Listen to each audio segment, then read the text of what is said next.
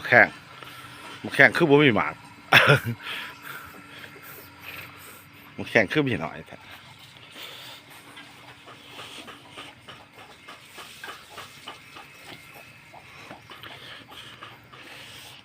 นี่มะเขือฝักบัวนี่โค้งช้างเฮือนบ่ไม้ไซด่วนเด้อรอดทางเงินสนับสนุนจาก YouTube การเป็นยูทูบเบอร์พออีตูงามพี่น้องกินกับหยังมะพริกผักพายลายมะระก็มีพี่น้องนี่กำลังเก็บนี่บ่มางมันนี่มะขาน้อยเขาบำลำพี่น้องพอดีกัดปวดตัว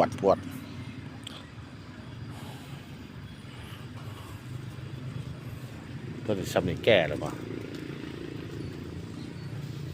เก็บเลยนี่พี่เรียนสลายอยู่พี่ตรงลงตรงล่าง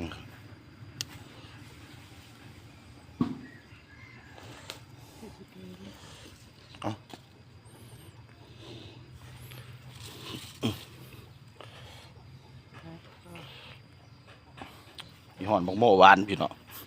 บักโม่ก็มี ครบสุด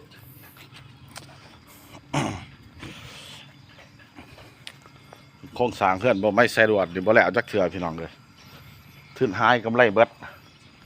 ฝากกดไลค์กดแชร์กดติดตามเนาะบ่ไม่ใส่รวดนี่เพื่อเฮ็ดเพื่อนอยู่ก็ท่านมีเพื่อนอยู่เลยพี่น้องบ่ใหญ่ดอก8 คูณ 10 เมตรทั้งลมนี่ก็สิเป็นสวนมันแล้วก็เป็นห้องน้ำเก่าทุบแล้วเสาใส่แล้วบักโม่ก็มีพี่น้องมองเขียวสวยนี่สิได้ปั๊มทิ่มแล้ว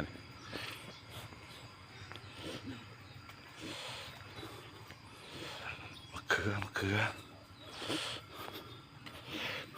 ขาวมะเขือเพาะหน่วยไหนนึง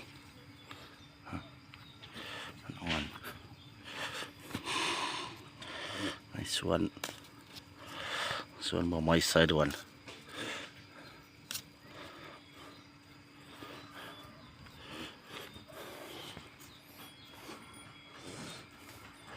พระคมโคตรพ่อโคตรแม่พระคมไม่ใหญ่เลยพักบัวนี่เด้ฮะพักบัวนี่เด้เอาหรอวะโลกเลยได้กกหนึ่งนี่มะเขือหยาบป่ะนี่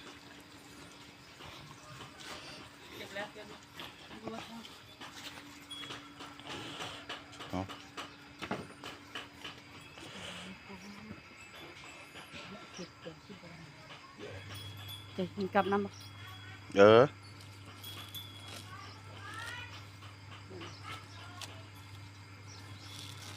พอ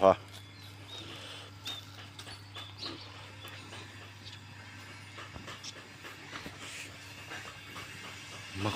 ฮุ้งจุบ1 3 หมาก 4 หมากก็มีจะดันมักฮุ้งผู้